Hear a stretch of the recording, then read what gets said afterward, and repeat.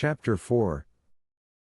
Darya Alexandrovna, in a dressing jacket, and with her now scanty, once luxuriant and beautiful hair fastened up with hairpins on the nape of her neck, with a sunken, thin face and large, startled eyes, which looked prominent from the thinness of her face, was standing among a litter of all sorts of things scattered all over the room, before an open bureau, from which she was taking something.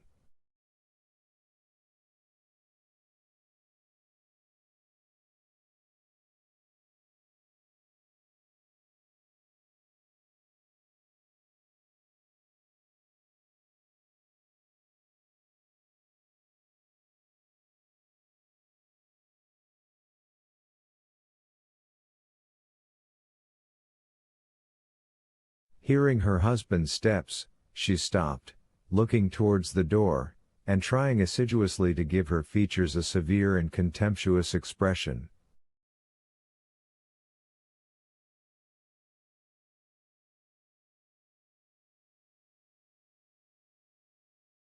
She felt she was afraid of him, and afraid of the coming interview. She was just attempting to do what she had attempted to do 10 times already in these last 3 days, to sort out the children's things and her own, so as to take them to her mother's, and again she could not bring herself to do this, but now again, as each time before, she kept saying to herself, that things cannot go on like this, that she must take some step to punish him, put him to shame, avenge on him some little part at least of the suffering he had caused her.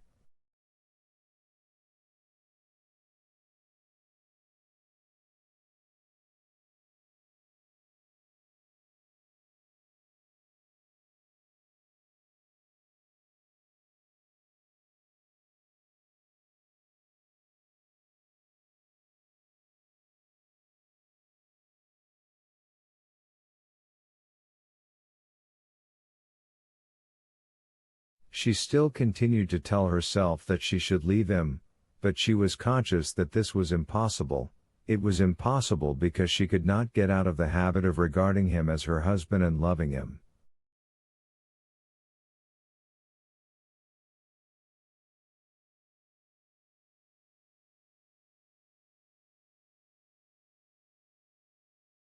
Besides this, she realized that if even here in her own house she could hardly manage to look after her 5 children properly, they would be still worse off where she was going with them all.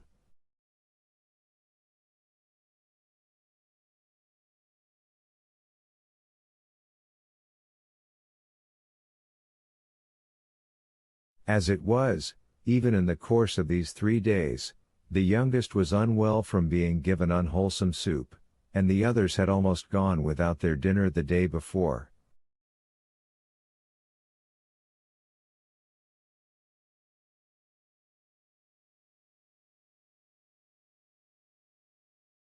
She was conscious that it was impossible to go away, but, cheating herself, she went on all the same, sorting out her things and pretending she was going.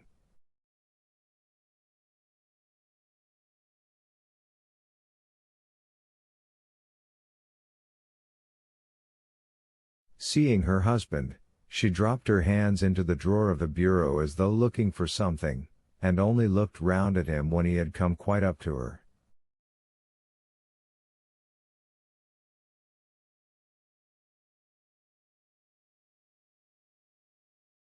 But her face, to which she tried to give a severe and resolute expression, betrayed bewilderment and suffering.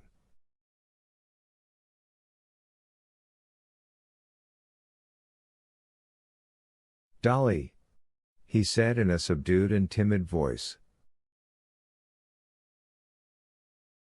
He bent his head towards his shoulder and tried to look pitiful and humble, but for all that he was radiant with freshness and health.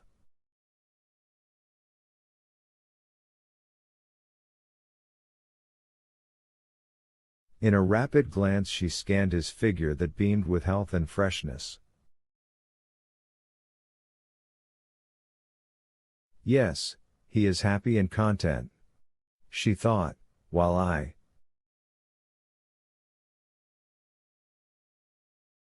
and that disgusting good nature, which every one likes him for and praises. I hate that good nature of his, she thought.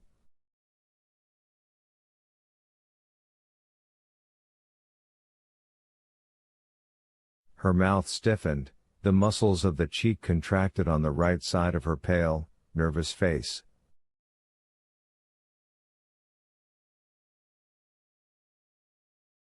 "What do you want?" she said in a rapid, deep, unnatural voice.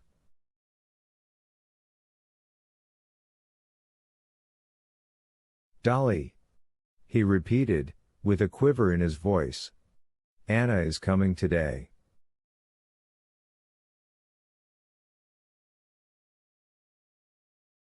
"Well, what is that to me? I can't see her," she cried. "But you must, really, Dolly."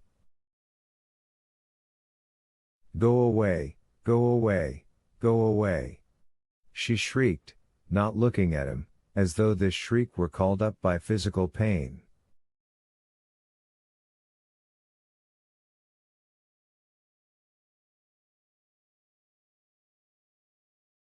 Stepan Arkadyevitch could be calm when he thought of his wife. He could hope that she would come round, as Matvey expressed it, and could quietly go on reading his paper and drinking his coffee, but when he saw her tortured, suffering face, heard the tone of her voice, submissive to fate and full of despair, there was a catch in his breath and a lump in his throat, and his eyes began to shine with tears.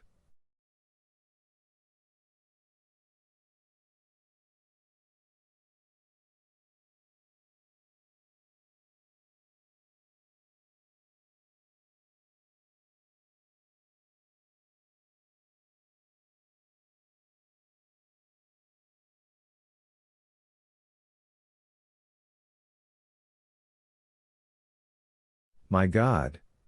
What have I done?" "Dolly! For God's sake!" "You know." He could not go on, there was a sob in his throat. She shut the bureau with a slam, and glanced at him. "Dolly, what can I say?" "One thing, forgive, remember, cannot 9 years of my life atone for an instant?"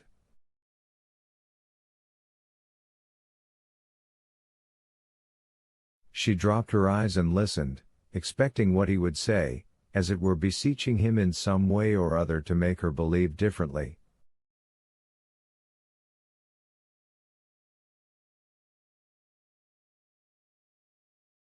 "Instant of passion?"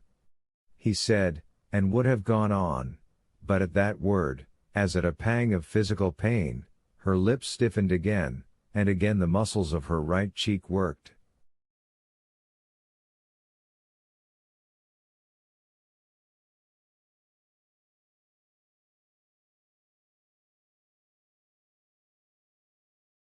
"Go away, go out of the room," she shrieked still more shrilly, "and don't talk to me of your passion and your loathsomeness."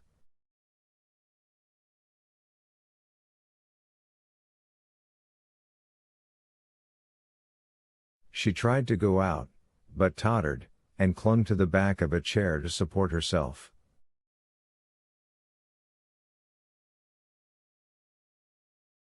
His face relaxed, his lips swelled, his eyes were swimming with tears.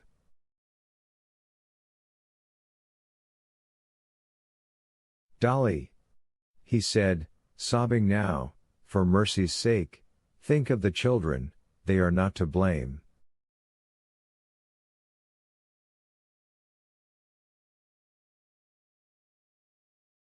"I am to blame, and punish me, make me expiate my fault." "Anything I can do, I am ready to do anything." "I am to blame, no words can express how much I am to blame."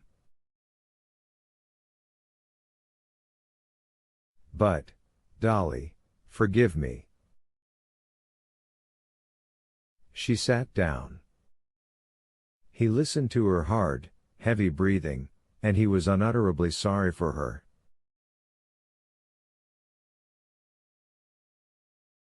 She tried several times to begin to speak, but could not. He waited.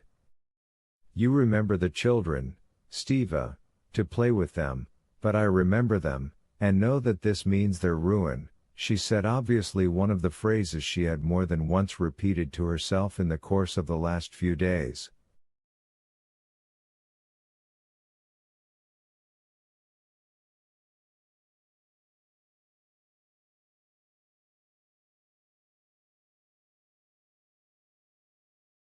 She had called him Steva, and he glanced at her with gratitude, and moved to take her hand, but she drew back from him with aversion.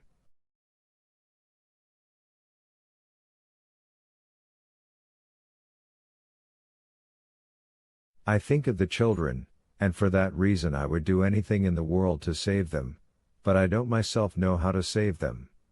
By taking them away from their father, or by leaving them with a vicious father. Yes, a vicious father.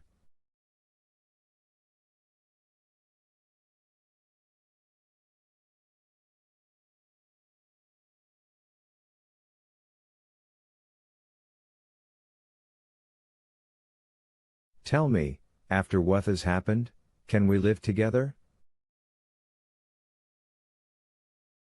Is that possible? Tell me, is it possible? She repeated, raising her voice, after my husband, the father of my children, enters into a love affair with his own children's governess?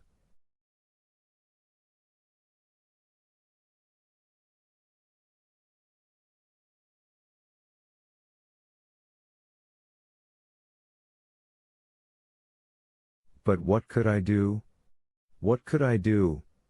He kept saying in a pitiful voice, not knowing what he was saying, as his head sank lower and lower.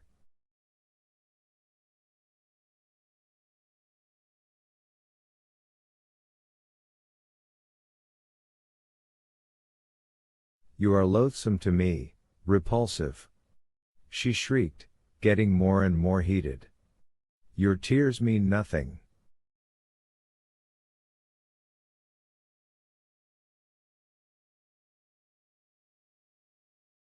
You have never loved me, you have neither heart nor honorable feeling. You are hateful to me, disgusting, a stranger. Yes, a complete stranger. With pain and wrath she uttered the word so terrible to herself, _stranger_.